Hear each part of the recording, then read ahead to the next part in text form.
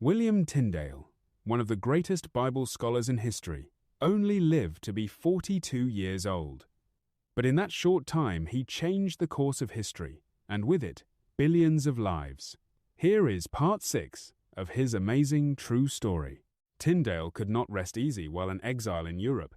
He knew that agents of the King of England and the Pope were hunting for him. While translating the Bible into English, Tyndale moved locations a number of times for safety, and eventually settled in Antwerp in the home of a wealthy merchant named Thomas Poyntz. For some time, Tyndale was safe to continue his work.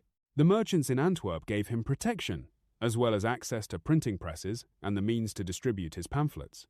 But the merchants couldn't protect him forever.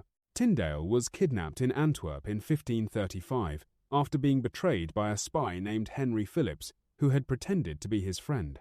Phillips was suspected of being the agent of the Catholic Bishop of London, John Stokesly, who was known to brag about how many people he killed for heresy.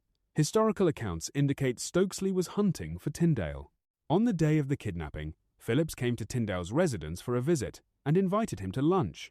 Tyndale believed Phillips was his friend and suspected nothing.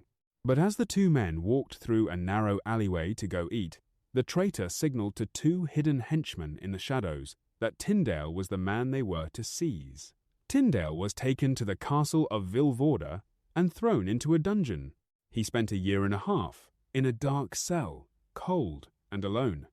The merchants in Antwerp tried repeatedly to have him released, but in vain. A letter of Tyndale's from his time in prison documents his request for warmer clothing because he was suffering in the miserable conditions. In 1536, Tyndale was tried and condemned as a heretic for his religious teachings and sentenced to die. On October 6, 1536, he was brought out to stand before a large crowd which had gathered to watch his execution. He was tied to a stake. A silence fell over the people as they watched the prisoner's lean form and thin, tired face.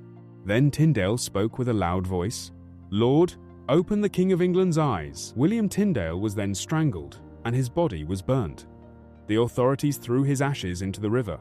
And you might think that would be the end of the story of William Tyndale.